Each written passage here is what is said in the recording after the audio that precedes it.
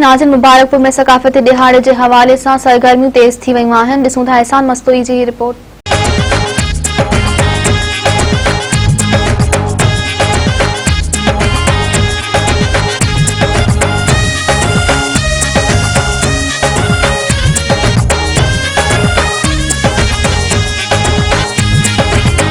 पूरी सिंध जियां मुबारकपुर ऐं भरपासे में भी क़ौमी ईद मल्हाइण जे हवाले सां तयारियूं वॾे जोश ऐं जज़्बे सां जारी आहिनि। सकाफ़ती रंग निर्वार थियण लॻा आहिनि। हिक पासे टोपी ऐं अजरक जी ख़रीदारी कई पई वञे त ॿिए पासे महफ़िलुनि जा प्रोग्राम तरतीब ॾेई सिंध अमण खे भेटा पेश करण लाइ तक़रीबूं कोठायूं पियूं वञनि। उन हवाले सां मुबारकपुर जे सियासी समाजी अॻवाननि समेत सुगड़न शायरन फनकारन मेहरान टीवी सां ॻाल्हाईंदे चयो त हींअर जेके सकाफ़त जा ॾियारा हली रहिया आहिनि, मां जस थो ॾियां उन सिंधियुनि खे जेके हिन सकाफ़त खे उजागर कंदे नीह जो नातो निभाइनि पिया। सिंध उहा भोए धरती आहे जेका यतीमनि खे पंहिंजी हंज में वेढ़े माउ जीअं लोली ॾेई सुम्हारींदड़ सिंध आहे। उन सिंध जे मथां उन सिंधियुनि खे सलाम जंहिं हिन रिवायत खे उजागर कंदे सिंध जी सकाफ़त सिंध जी लॼ ऐं लोई खे बचाईंदे ही फ़र्ज़ु निभाइनि पिया।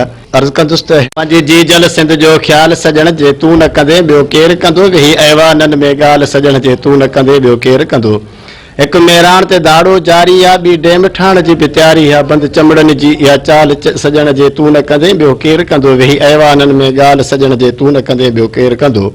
हिते कोस क़तल जो घर आहे, ही तुंहिंजो मिठा पंहिंजो तर आहे। पंहिंजे तर जो अमन बि बहाल सॼण जे तूं न कंदे ॿियो केरु कंदो।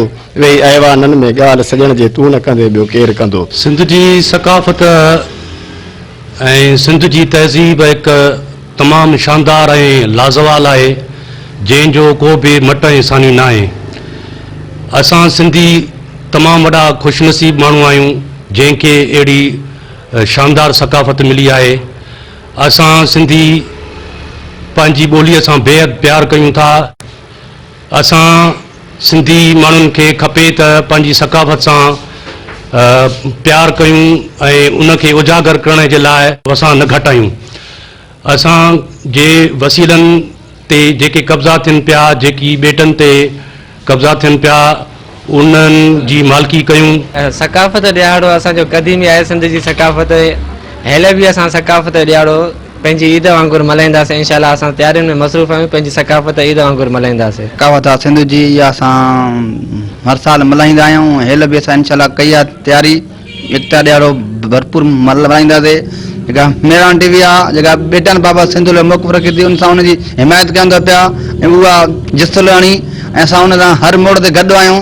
ऐं असां पंहिंजा सिंधी सकाफ़त 4000 साल पुराणी सकाफ़त आहे। असां उहा यकी पंहिंजी क़दीमी तौर मल्हाईंदा चवंदा ऐं हेल बि मल्हाईंदासीं भरपूर नमूने सां। जीअं त नाज़रीन अवां मुबारकपुर जे सियासी समाजी अॻवाननि समेत शाइरनि सुगड़नि फनकारनि जूं ॻाल्हियूं ॿुधियूं।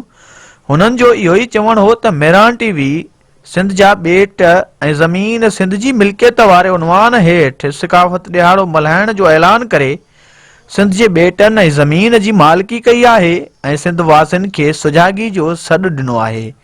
कैमरामैन ज़फरुल्लाह मस्तोई सां गॾु एहसान मस्तोई, मेहरान टीवी मुबारकपुर।